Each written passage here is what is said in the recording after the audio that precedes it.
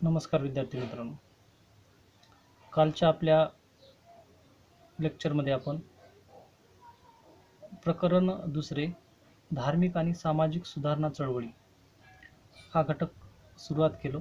त्यामधला पहिला नंबरचा भाग म्हणजेच ब्राह्मो समाज याबद्दल आपण माहिती काही प्रमाणात पाहिली. म्हणजे ती काल जी आपण माहिती पाहिली त्याच्यामध्ये जो भाग झाला त्याबद्दल आपण थोडक्यात उजळणी घेऊ. जो कोणता भाग झाला किंवा कोणकोणते पॉईंट झाले त्यामध्ये आपण ब्राह्मो समाजाची स्थापना करणारे किंवा संस्थापक जे राजाराम मोहन राय यांच्याबद्दल पूर्ण माहिती पाहिली होती. त्याच्यामधला नंबर 1चा पॉईंट होता राजाराम मोहन राय यांचा जन्म व बालपण.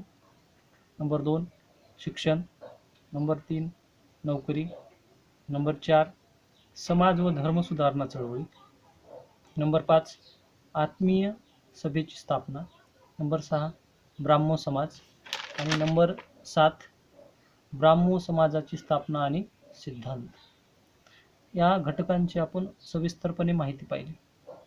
तर ब्राह्मो समाजांचे स्थापना झाल्यानंतर त्याचे काही सिद्धांत होते, ते सिद्धांत सुद्धा आपण विश्लेषण त्याची माहिती पूर्णपणे पाहिली. मग या ब्राह्मो समाजाच्या माध्यमातून पुढच्या काय सुधारणा कशा पद्धतीने घडून आणण्याचा प्रयत्न झाला किंवा ब्राह्मो समाजाच्या माध्यमातून राजाराम मोहन राय यांनी कोणकोणते कार्य केले याबद्दल आपल्याला माहिती पाहिजे. तर ब्राह्मो समाज आणि राजाराम मोहन राय ह्या दोन्ही घटकाची माहिती म्हणजेच आपल्याला पूर्ण ब्राह्मो समाज समजून घेण्यास मदत होईल. त्यामध्ये आता ह्या ब्राह्मो समाजाच्या माध्यमातून राजाराम मोहन राय यांनी कोणकोणते कार्य केले. तर पुढचा एक पॉइंट आहे आपला, तर सामाजिक कार्य. 18वे शतक म्हणजे तत्कालीन स्थितीमध्ये भारतीय संस्कृती जी होती त्या भारतीय संस्कृतीमध्ये 18व्या शतकापूर्वी पासूनच अनिष्ट चालीरीती, परंपरा, अंधश्रद्धा, रूढी परंपरा या बाबी जास्त प्रमाणात पसरल्या गेल्या होत्या आणि त्यातूनच समाजाची जी प्रगतीची अवस्था खोळंबली होती. अशा स्थितीमध्ये राजाराम मोहन राय यांना वाटलं की सामाजिक सुधारणा किंवा समाजामध्ये परिवर्तन घडवून आणणं हे आपलं कार्य आहे आणि या कार्याची सुरुवात त्यांनी समाजापासून म्हणजे समाजातल्या आपल्या सभोवताली असणारा समाज या सामाजिक कार्याला त्यांनी करायला सुरुवात केली. त्यामध्ये तत्कालीन स्थितीमध्ये राजाराम मोहन राय यांनी ह्या ब्राह्मो समाज आहे त्या ब्राह्मो समाजाच्या शाखा भारतातल्या विविध प्रांतामध्ये त्यांनी निर्माण करायचा प्रयत्न केला. त्याच्यामध्ये संयुक्त प्रांत असेल, पंजाब असेल, मद्रास असेल या ठिकाणी शाखांची निर्मिती झाली होती आणि या शाखा आपापल्या पद्धतीने स्थानिक पातळीवर कार्य करत होत्या. त्याच्यामध्ये राजाराम मोहन राय यांनी तत्कालीन स्थितीमध्ये बालविवाह, लहान वयामध्येच मुलींचा विवाह केला जायचा बाल्यावस्थामध्येच, तो रोखण्यासाठी सुद्धा काम केलं. त्याचबरोबर सतीप्रथा, विधवांचा पुनर्विवाह बंदी, जातीप्रथा आणि आंतरजातीय विवाह अशा घटना म्हणजे समाजातल्या अनिष्ट प्रथा परंपरा आहेत आणि अशा प्रथेमुळे समाजाची हानी होत आहे किंवा समाजामध्ये जे सुधारणावादी आहे, सुधारणा होण्यास ते मार्ग रोखण्याचं काम अशा प्रथा करत आहेत. अशा पद्धतीने त्या तत्कालीन स्थितीमध्ये कार्य करण्यास सुरुवात केलं. त्याचबरोबर संपत्तीचा अधिकार म्हणजे स्त्रियांना सुद्धा पुरुषाप्रमाणे संपत्तीचा अधिकार असावा यासाठी सुद्धा त्यांनी कार्य करायला सुरुवात केली. त्याच्यामध्ये सर्वप्रथम त्यांनी बालविवाह ही अनिष्ट प्रथा भारतातली आहे ही ब्रिटिशापुढे मांडण्याचा प्रयत्न केला आणि त्याच्यावर कायदा सुद्धा घडवून आणण्याचं काम केलं. म्हणजे त्यानुसार त्यांनी मुलीचं वय हे 14 वर्ष आणि मुलाचं वय 18 वर्ष असावं अशा प्रकारचे नियम सुद्धा करून घेण्यास सुरुवात केली. त्याचबरोबर त्यांनी भारतातली त्यापुढची एक अनिष्ट प्रथा म्हणजे एखादा पुरुष वारला तर त्याच्यासोबत त्याची पत्नी सुद्धा सती जायची, म्हणजे ती त्याच्याच चितेवर जळून जाणं अशा प्रकारची अनिष्ट प्रथा होती. ही प्रथा बंद करण्याचं काम राजाराम मोहन राय यांनी ब्रिटिश शासकाच्या मदतीने म्हणजेच तत्कालीन स्थितीमध्ये 1829च्या कालखंडामध्ये विल्यम बेंटिंक यांच्या मदतीने सतीबंदीचा कायदा पास करून घेतला. सतीबंदी करता येणार नाही किंवा एखादा पुरुष वारला तर त्याच चितेवर किंवा अग्नीवर स्त्रीला जाळलं जायची ही प्रथा बंद करून टाकली. त्याचबरोबर 1856 मध्ये विधवा पुनर्विवाहाला मान्यता मिळवून दिली. म्हणजे जी स्त्री सती न जाता जिवंत आहे अशा स्त्रींना पुन्हा विवाह करण्यासाठी लॉर्ड कॅनिंगच्या मदतीने 1856 मध्ये विधवा पुनर्विवाह घडवून आणण्यासाठी म्हणजे पुनर्विवाह करता यावा यासाठी सुद्धा कायदा घडवून आणला. अशा प्रकारच्या सुधारणा केल्यामुळे राजा राममोहन राय यांना समाज सुधारणेचा अग्रदूत म्हणून ओळखलं जातं.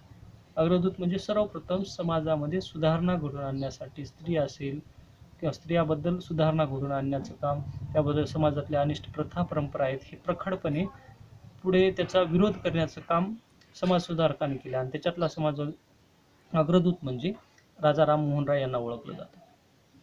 हे झालं सामाजिक सुधारणा. राजा राममोहन राय यांनी केलेल्या सामाजिक अशा सुधारणा होत्या. त्याच्यानंतर आता पुढचा एक पॉईंट आहे नंबर 2चा, धर्मसुधारणा कार्य.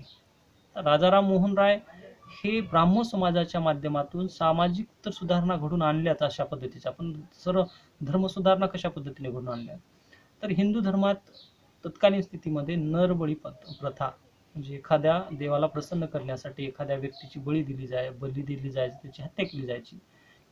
अशा कर्मकांड धार्मिक कल्पना याची सत्यता समजून घेण्यासाठी मूळ हिंदू धर्माचं तत्वज्ञान काय आहे हे सर्व सांगण्याचा प्रयत्न केला. तत्कालीन स्थितीमध्ये हिंदू धर्माच्या तत्वज्ञानाचा वापर करत असताना त्यांनी जे काही वेद असतील, उपनिषद असतील यांचं मूळ तत्वज्ञान सांगायला सुरुवात केली.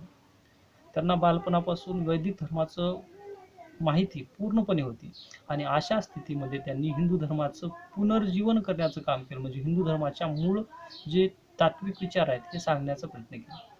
त्यामुळे ब्राह्मण समाज म्हणजे एक हिंदू धर्मामध्ये बदल घडून आणणारा समाज म्हणून ओळखला जाऊ लागला. तत्कालीन स्थितीमध्ये भारतातील धार्मिक स्थिती सुधारणे आणि ख्रिश्चन मिशनऱ्याकडून होणाऱ्या हिंदू धर्मावरील हल्ले, म्हणजे ख्रिश्चन धर्म हा स्वतःचा बायबल ग्रंथ आणि ख्रिश्चन धर्म हा सर्वात श्रेष्ठ मानत होता.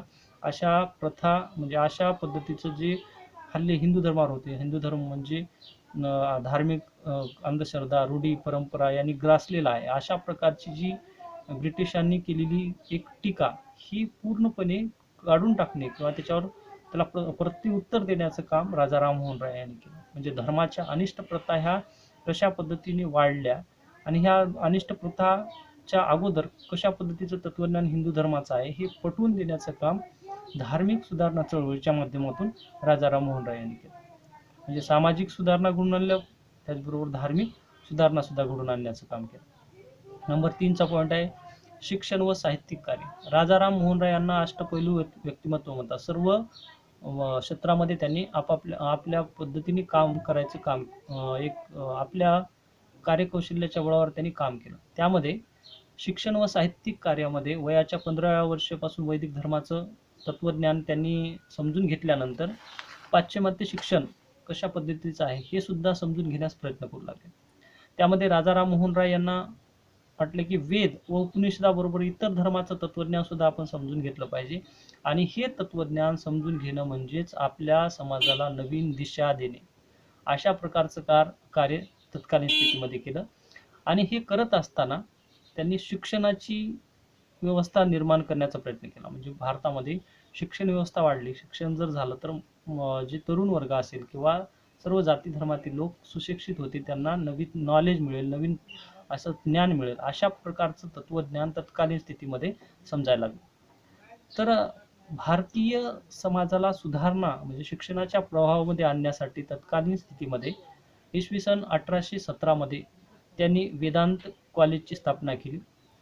त्याचबरोबर कलकत्ता येथे वेदांत कॉलेज, त्याचबरोबर 1817 मध्येच कलकत्तामध्ये इंग्लिश स्कूलची सुद्धा स्थापना केली. त्याचबरोबर हिंदू महाविद्यालय या हिंदू महाविद्यालयाची सुद्धा स्थापना केली. त्याचबरोबर इसवी सन 1825 मध्ये वेदांत सोसायटी नावाची एक संस्था सुद्धा त्यांनी काढली आणि तत्कालीन स्थितीमध्ये हिंदू महाविद्यालय हे डेव्हिड हेअरच्या मदतीने त्यांनी भारतामध्ये निर्माण केलं आणि वेदांत जे सोसायटी होती, कॉलेज होतं, याच्या माध्यमातून सर्व ठिकाणी शिक्षणाची व्यवस्था करून दिली.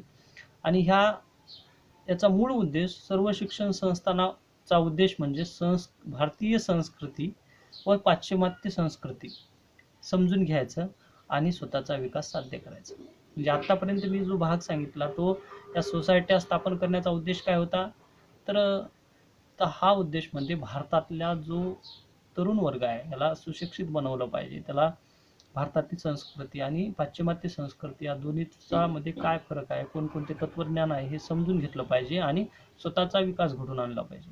अशा प्रकारचं काम राजा राम मोहन राय यांनी केलं. हे शिक्षणाच्या सहाय्याने त्यांनी काम घडवून आणलं. त्याचबरोबर साहित्यिक कार्यामध्ये काय केलं, त्यांनी अनेक पुस्तकं लिहिली आणि त्या पुस्तकाच्या आधारेच म्हणजे आपलं तत्वज्ञान पुस्तक रूपात मांडलं आणि जनतेसमोर मांडल्यानंतर त्याचं वाचन व्हायला सुरुवात झालं. त्याच्यामध्ये वेदांत ग्रंथाची रचना करताना विविध भाषेची निवडलेले ग्रंथ असतील त्याचं वाचन त्यांनी जास्त प्रमाणात केलं. त्याचबरोबर त्यांना 12 भाषेवर प्रभुत्व होतं. तशाच पद्धतीने त्यांनी फारसी व बंगाली भाषेवर सुद्धा प्रभुत्व निर्माण केल्यानंतर अनेक साहित्यिक योगदान द्यायला सुरुवात केली, अनेक असे ग्रंथ लिहायला सुरुवात केली. आणि तत्कालीन स्थितीमध्ये त्यांनी इसवी सन 1820च्या कालखंडामध्ये एक ग्रंथ लिहिला, प्रिन्सेप्ट ऑफ जीसस. आणि हा ग्रंथ म्हणजे मूळ बायबल ग्रंथाचं तत्वज्ञान सांगण्याचं काम केलं. आणि हे तत्वज्ञान तत्कालीन स्थितीमध्ये बायबलचं पूर्ण तत्वज्ञान सांगितलं आणि बायबल या ग्रंथाचं पूर्ण अवलोकन सुद्धा त्यांनी त्याच्यामध्ये केलं. त्यामुळे लंडनमध्ये राजाराम मोहन राय यांची वेगळी ओळख निर्माण झाली. आणि राजाराम मोहन राय यांनी केलेलं हे तत्वज्ञान तत्कालीन स्थितीमध्ये युरोपियन लोकांनी सुद्धा मान्य केलं की अशा प्रकारचं विचार मांडले गेले. अशा प्रकारचं साहित्यिक कार्य सुद्धा तत्कालीन स्थितीमध्ये केलं. म्हणजे शिक्षण आणि साहित्यामध्ये सुद्धा त्यांचा गाढा अभ्यास होता. त्यांनी बऱ्याच भाषेवर 12 भाषेवर प्रभुत्व मिळालं होतं. आणि भारतातले जे सर्व धर्म आहेत आणि वैदिक तत्वज्ञान असतील, त्याचबरोबर विदेशातलं जे काही पाश्चिमात्य शिक्षण असेल, पाश्चिमात्य संस्कृती असेल, ते सुद्धा समजून घ्यायचं काम केलं. नंबर 4चा पॉईंट आहे समाचार पत्र व राष्ट्रवादाचा प्रसार. म्हणजे राजाराम मोहन राय हे सर्व क्षेत्रामध्ये समाविष्ट असणारा एक व्यक्तिमत्व होतं. त्याच्यामध्ये भारतामध्ये त्यांनी समाचार पत्राच्या माध्यमातून प्रचार प्रसार करायला सुरुवात केलं. त्यामध्ये ब्रिटिशांनी 1821 मध्ये वृत्तपत्रावर बंदी आणली. याचं कारण काय होतं, तर वृत्तपत्राच्या माध्यमातून सामाजिक सुधारणा, त्याचबरोबर राष्ट्रवादी प्रेरणेला प्रोत्साहन देणाऱ्या घटना सुद्धा घडत होत्या. म्हणजेच भारताला स्वातंत्र्य मिळावं यासाठी अन्य जे लोक असतील हे लिखाण करत होते. तशाच पद्धतीच्या लिखाणामुळे, अशा प्रकारच्या लिखाणामुळे ब्रिटिशांनी वृत्तपत्रावर बंदी आणली. आणि ही बंदी निर्माण झाल्यानंतर भारतातील जे साहित्यिक, लेखक, विचारवंत, राजकीय तत्ववेते यांची जी लेखणी आहे ती बंद झाली आणि समाजापुढे मांडण्यास ते मांडता येत नव्हतं.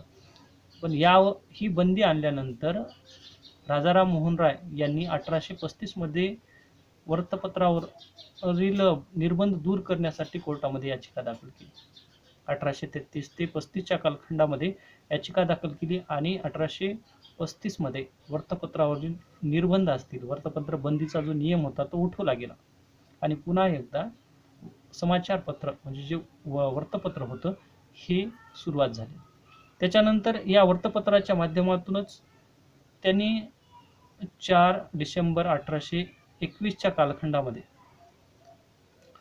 राष्ट्रवादाचा प्रसार करण्याचं काम केलं. त्यांनी संवाद कौमुदी नावाचं एक साप्ताहिक सुरू केलं होतं 4 डिसेंबरला. आणि त्या संवाद कौमुदीच्या माध्यमातून त्यांनी सती प्रथा बंद केली पाहिजे यावर लिखाण केलं होतं. आणि त्याचे एक संपादक म्हणून त्यांनी अन्य व्यक्तीला म्हणजे भवानीदास बॅनर्जी यांची नेमणूक सुद्धा केली होती. राजाराम मोहन राय यांचं साहित्यिक योगदान जास्त पद्धतीनं होतं. त्याच्यामध्ये राजाराम मोहन राय यांनी स्वतःच्या लिखाणातून प्रज्ञा का चांद, मिरात उल अखबार, वेद मंदिर, ब्राह्मोनिकल ही पुस्तके लिहिली.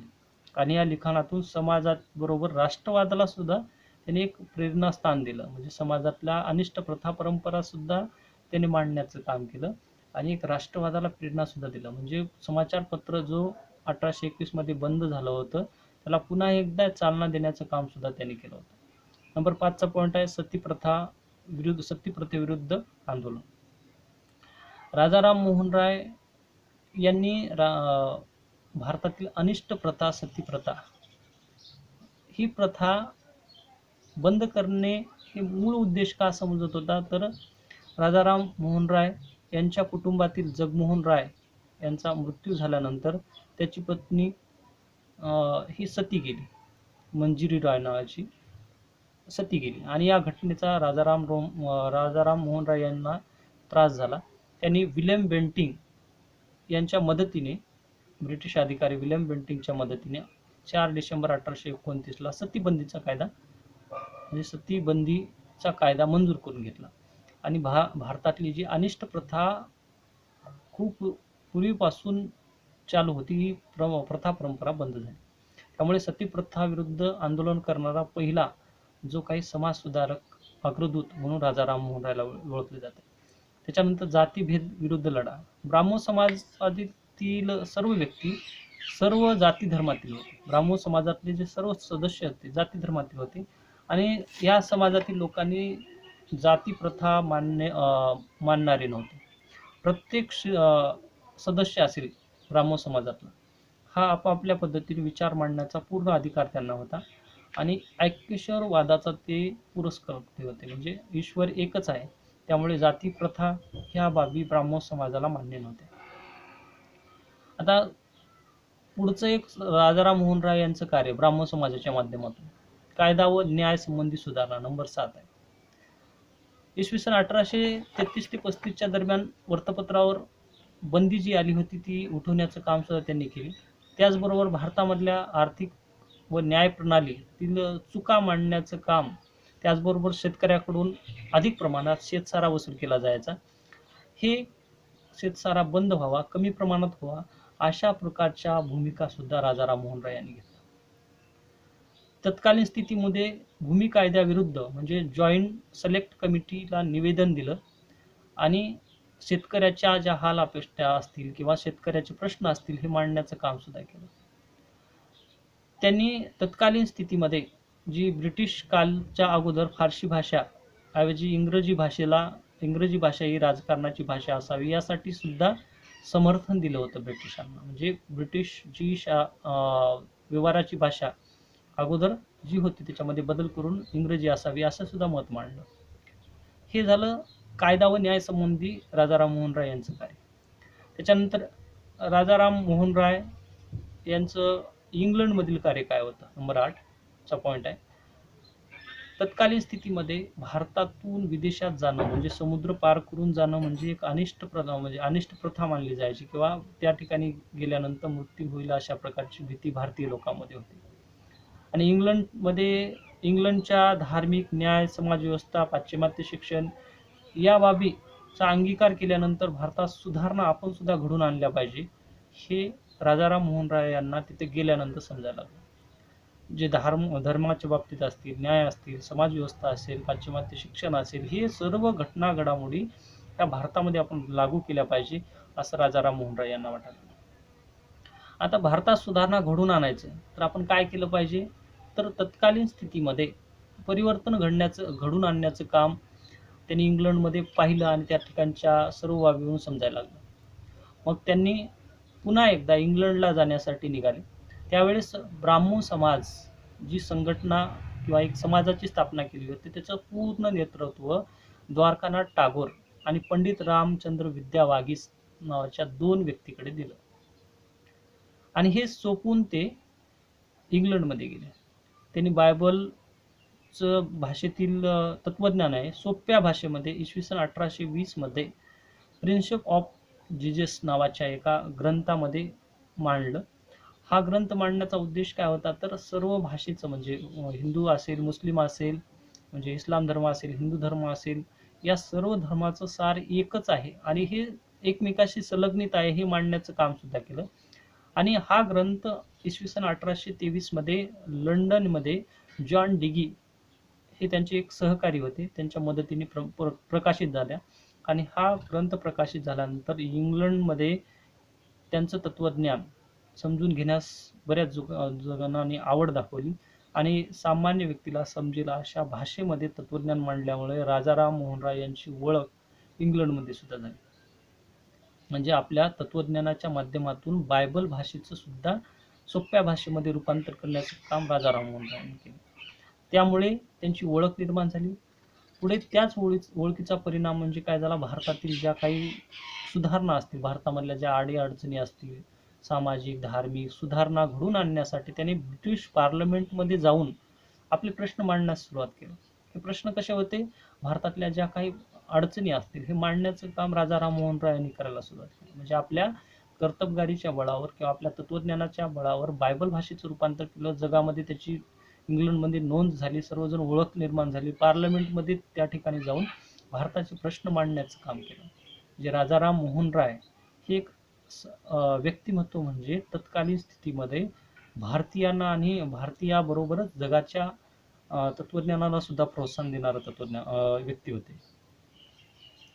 आणि हे सर्व तत्वज्ञान म्हणजे तत्कालीन स्थितीमध्ये भारताची एक ओळख निर्माण करणारी होती.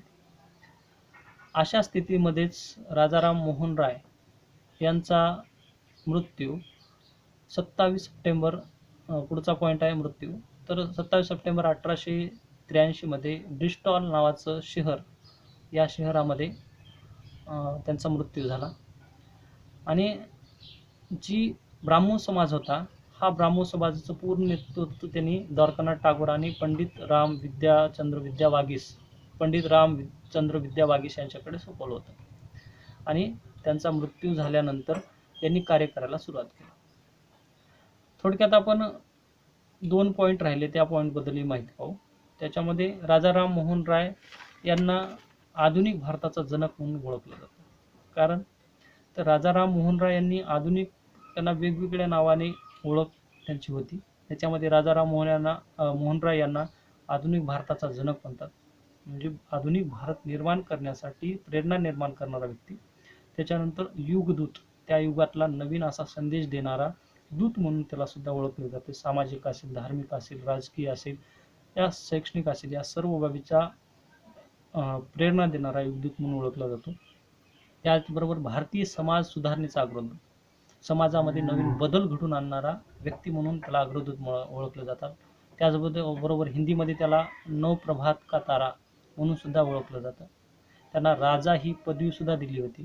त्याच्यानंतर अतीत और भविष्य का सेतू, म्हणजे जे भूतकाळ आणि भविष्य आहे या दोन्हीचाही सेतू बांधणारा व्यक्ती म्हणून तत्कालीन स्थितीमध्ये राजाराम मोहन रायला ओळखलं जाते. कारण जी भारताची संस्कृती वैदिक तत्वज्ञान होतं, हे तत्वज्ञान आजच्या स्थितीमध्ये कसं प्रेरणादायी आहे हे सुद्धा सांगण्याचे काम केलं. मूळ हिंदू धर्म समजून सांगण्याचा सुद्धा त्यांनी प्रयत्न केला. त्याच पद्धतीने भारतातला सर्वप्रथम पाश्चिमात्य देश आणि तेथील 12 भाषेवर प्रभुत्व मिळवणारा हा पहिला व्यक्ती म्हणून तत्कालीन स्थितीमध्ये ओळखलं जात होतं.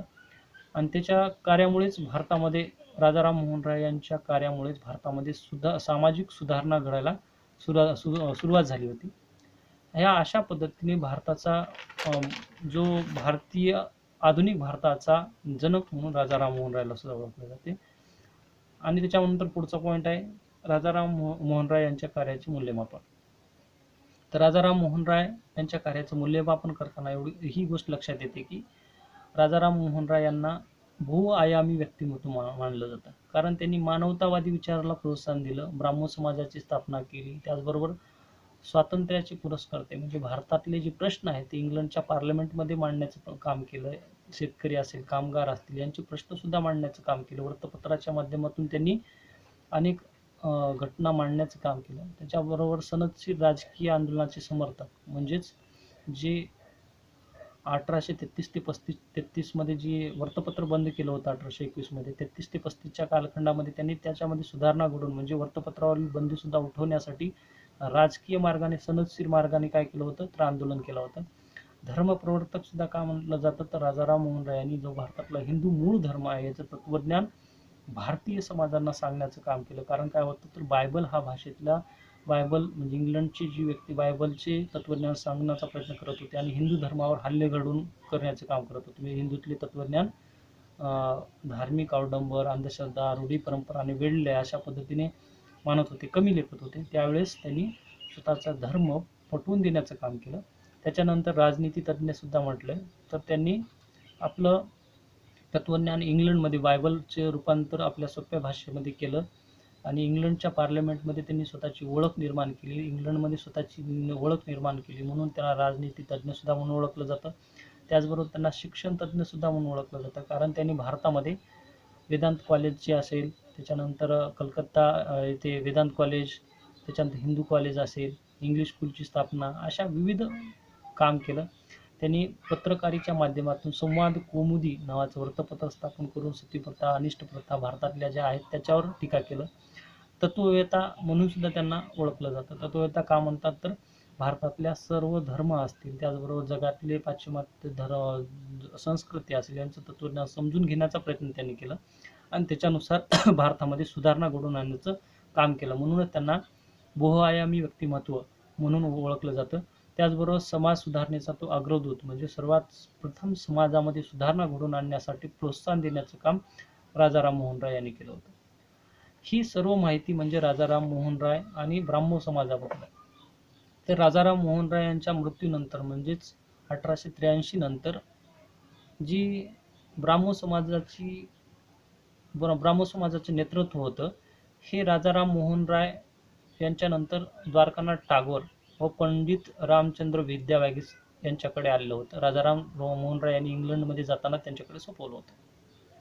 मग या ब्राह्मो समाजाच्या शाखा आहेत हे वाढण्यास प्रारंभ झाला. तत्कालीन स्थितीमध्ये ब्राह्मो समाजाच्या शाखा भरपूर वाढल्या.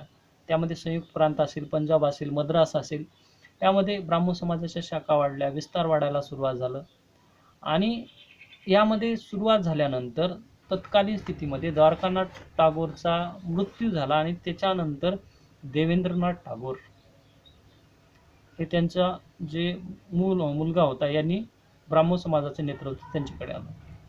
मग या देवेंद्रनाथ टागोर यांनी 1857 मध्ये तत्कालीन स्थितीमध्ये एक व्यक्ती म्हणजे केशवचंद्र सेन यांच्या विद्वत्तेचा विचार करून त्यांना आचार्य नावाची पदवी दिली आणि ब्राह्मो समाजाचं पूर्ण नेतृत्व देऊन टाकलं.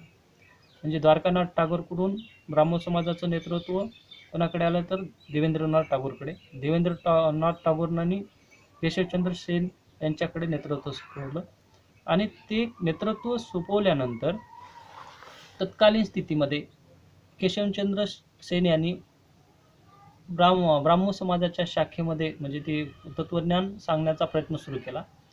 अशा स्थितीमध्ये त्याच्या बाकी धर्माचं सुद्धा तत्वज्ञान त्यांनी त्या धर्मामध्ये घ्यायला सुरुवात केली. अशा पद्धतीने हे तत्वज्ञान ब्राह्मो समाजाच्या थोडं बाहेर जात आहे असं जेव्हा देवेंद्रनाथ टागोर यांना वाटलं तेव्हा त्यांनी केशवचंद्र सेनकडून या ब्राह्मो समाजाचे जे सूत्र होते किंवा ब्राह्मो समाजाचं नेतृत्व होतं ते आपल्याकडे घेतलं आणि आचार्य नावाची जी पदवी दिली होती ती पुन्हा परत घेतली. शेवटी केशवचंद्र सेन हे ब्राह्मो समाजातून बाहेर पडले आणि त्यांनी 1866 मध्ये आदि ब्राह्मो समाज नावाची एक शाखा सुरुवात केली आणि तत्वज्ञान सांगायला सुरुवात केली. मग त्याच्या सभोवताली बरेच त्यांच्यासोबत व्यक्ती यायला लागले. म्हणजे ब्राह्मो समाजामध्ये फूट पडली आणि आदि ब्राह्मो समाजाची एक निर्मिती केशवचंद्र सेनने केली. स्वतंत्र अशी शाखा निर्माण केली. मग त्याच्या माध्यमातून केशवचंद्र सेनने तत्कालीन स्थितीमध्ये एक इंडियन रिफॉर्म असोसिएशन नावाच्या माध्यमातून 1872 मध्ये विधवा अधिनियम कानून राजी करून घेतला का इंग्लंडमधून मान्य करून घेतला किंवा लहान वयामध्ये मुलीचा विवाह केला जाऊ शकत नाही किंवा बालविवाह केला जाऊ नये. हे मांडत असताना तत्कालीन स्थितीमध्ये समाजसुधारक म्हणजे केशवचंद्र सेन यांनी हा विचार मांडला पण स्वतःच्या कुटुंबामध्येच म्हणजे तत्कालीन स्थितीमध्ये त्यांची एक लहान मुलगी होती. त्या मुलीचा विवाह कूचबिहारी नावाच्या बिहारमधल्या एका राजाशी त्यांनी जास्त वय असणाऱ्या व्यक्तीशी विवाह लावून दिला राजाशी. मग ही जी बाब आहे ही तत्कालीन स्थितीमध्ये त्यांच्या सहकार्याला पटली. तेव्हा त्यांनी तत्कालीन स्थितीमध्ये त्याच्यातून म्हणजेच त्यांच्या या समाजातून बाहेर पडले गेले. 1880 मध्ये त्यांचे सहकारी आनंद मोहन बोस, शिवनाथ शास्त्री, त्याच्यानंतर शिवचंद्र दत्त आणि उमेशचंद्र यांनी काय केलं तर साधारण ब्राह्मो समाजाची स्थापना केली. कितीमध्ये? इसवी सन 1880 मध्ये. म्हणजे ब्राह्मो समाजामध्ये म्हणजे जे केशवचंद्र सेनने आद्य ब्राह्मो समाज स्थापन केला होता त्याच्यात सुद्धा फूट पडली. अशा माध्यमातून फूट पडल्यानंतर जे केशवचंद्र सेन यांचं तत्वज्ञान कोणी मान्य करणं म्हणजे त्याचं तत्वज्ञान कमी व्हायला लागलं. म्हणजे ब्राह्मो समाजाचे अशा प्रकारे फूट पडत गेली किंवा विभाजन होत गेले. म्हणजे सर्वप्रथम जो ब्राह्मो समाज राजाराम मोहन राय यांनी सुरुवात केला त्याचं नेतृत्व सर्वप्रथम त्यांनी द्वारकानाथ टागोरकडे दिलं. द्वारकानाथ टागोरचा मृत्यू झाल्यानंतर त्यांनी देवेंद्रनाथ टागोर आपल्या मुलाकडे नेतृत्व दिलं. त्या मुलाने हेच नेतृत्व केशवचंद्र सेनकडे दिलं. केशवचंद्र सेनने याच्यामध्ये ब्राह्मो समाजाच्या तत्वानुसार विचार विनिमय होत नाही हे पुन्हा एकदा देवेंद्रनाथ टागोरला समजल्यामुळे त्यांच्याकडून आचार्य पदवी काढून घेतली आणि ब्राह्मो समाजातून त्यांना बाहेर काढलं. केशवचंद्र सेनने पुन्हा एकदा स्वतःची एक नवीन शाखा निर्माण केली. तो म्हणजे 1866 मध्ये त्यांनी आदि ब्राह्मो समाज आणला. आदि ब्राह्मो समाजाच्या सहाय्याने त्यांनी काम करायला सुरुवात केली. अनेक माणसं त्यांच्याशी जोडले गेले, सदस्य जोडले गेले. पण त्यांनी विधवा म्हणजे जे काही बालविवाह आहे ती लहान वयामध्ये मुलीचा विवाह केला जाऊ नये अशा प्रकारचं एक नियम आणला होता. पण आपल्या स्वतःच्याच मुलीचा विवाह कुचबिहारी या राजाशी म्हणजे जास्त वयाच्या असणाऱ्या राजाशी, वय असणाऱ्या व्यक्तीशी लावून दिला. या प्रथा परंपरे म्हणजे जे काही समाज सुधारक आहे स्वतः याचा अंगीकार करत नाही आणि समाजाला उपदेश देत आहे असा एक संदेश गेला. त्याच्यातून या आदि ब्राह्मो समाजामध्ये सुद्धा फूट पडली आणि त्याच्यातूनच साधारण ब्राह्मो समाज हा आनंद मोहन बोस व शिवनाथ शास्त्री त्याचबरोबर शिवचंद्र दत्त आणि उमेशचंद्र दत्त यांनी 1880 मध्ये साधारण ब्राह्मो समाजाची निर्मिती केली. म्हणजे हे ब्राह्मो समाजामध्ये राजाराम मोहन राय नंतर थोड्या प्रमाणात फूट पडत गेली. म्हणजे ब्राह्मो समाज हे तत्वज्ञान विखुरलं गेलं. आतापर्यंतचा जो भाग आपण बघितला म्हणजे ब्राह्मो समाजाच्या कालच्या पिरियडमध्ये आपण ब्राह्मो समाजापासून म्हणजे राजाराम मोहन राय यांच्या जन्मापासून सुरुवात केलं आणि आजचा जो घटक होता तो ब्राह्मो समाजाचे विभाजन कशा पद्धतीनं झालं इथपर्यंतची माहिती बघितली. म्हणजे आज आपला पूर्ण ब्राह्मो समाज या घटकाची पूर्ण माहिती आपण बघितली. तर उद्याच्या आपल्या लेक्चरमध्ये आपल्या व्हिडिओमध्ये आपण नंबर ब चा पॉईंट आहे प्रार्थना समाज आणि या प्रार्थना समाजाची माहिती तत्कालीन स्थितीमध्ये कशा पद्धतीची होती याची माहिती आपण संपूर्णपणे पाहणार आहोत.